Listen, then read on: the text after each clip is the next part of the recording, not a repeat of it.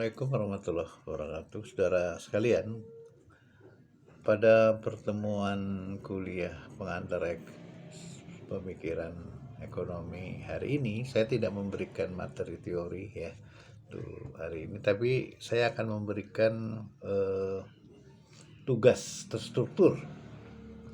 Karena kalian tahu nilai akhir ujian itu kan terdiri dari beberapa komponen. Salah satunya nilai tugas struktur.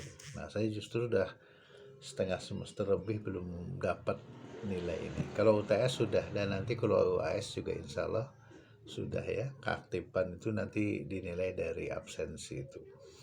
Saudara sekalian, eh, materi teori yang sudah kalian dapat dari kuliah pertama tentang merkantilisme, dilanjut fisiokrat, terus klasik, dan terakhir neoklasik, itu sebenarnya diberikan untuk memperkaya wawasan saudara sebagai calon sarjana ekonomi atau ekonom di dalam menganalisis dan menemukan persoalan-persoalan ya, masalah ekonomi yang ada di masyarakat. Terus ya otomatis memberikan solusi jalan keluarnya ya berdasarkan teori-teori yang telah kalian dapat sejak kuliah pertama di ekonomi. Mikro makro itu nanti dipakai untuk menganalisis itu.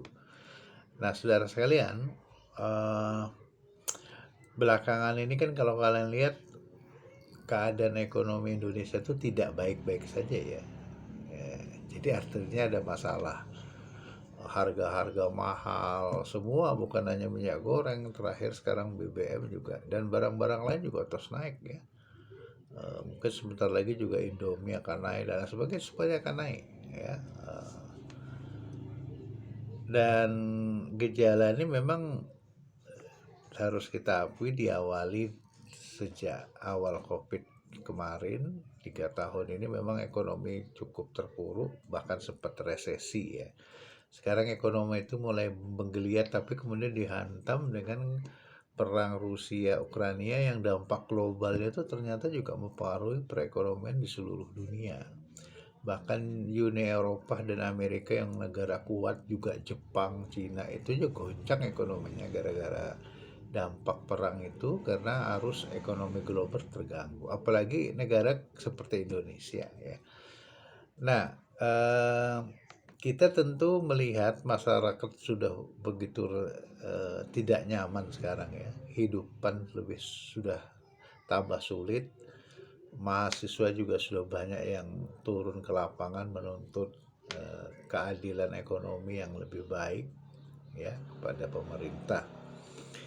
Nah, tentu ini kan tidak terjadi begitu saja peristiwa ini ya. Kalian dari belajar teori sejak semester 1 mikro makro, dan sekarang ditambah wawasannya dengan sejarah pemikiran ekonomi ya, materi yang ada itu cukup untuk bisa menganalisa, mengamati, dan menjelaskan fenomena ekonomi yang sekarang terjadi ya. Nah, saya minta saudara dengan bekal pengetahuan yang sudah ada itu coba dianalisis apa sih sebenarnya yang terjadi di ekonomi negara kita saat ini. Sebabnya apa? Kenapa itu terjadi? Dan menurut saudara solusinya gimana untuk mengatasi semua itu ya. Nah, itu ditulis saja dalam bentuk opini ya, laporan atau report. Jadi bukan paper. Kalau paper itu kan ada jurnalnya, ada struktur karya ilmiahnya. Kalau report itu udah bebas, seperti tulisan wartawan di media koran itu ya, laporan jurnalistik itu ya, seperti itu yang. Jadi sebetulnya ini memang opini kalian, tapi opini yang berdasarkan pemahaman keilmuan ekonomi tentunya ya. Jadi nanti ya kalian analisa, kalian amati, kalian simpulkan, kemudian solusi terbaiknya gimana. Ya, ditulis tangan boleh, diketik boleh, selembar boleh, 2 lembar boleh, 3 lembar juga boleh ya. Nanti dikumpulkan 2 minggu dari sekarang, kemudian di alamat email yang sudah saya berikan itu ya. Itu saya harapkan nanti saya sudah dapat punya nilai sebelum kita UAS yang mungkin tidak sampai 5 minggu dari sekarang ya. Saya rasa itu aja, terima kasih. Assalamualaikum warahmatullahi wabarakatuh.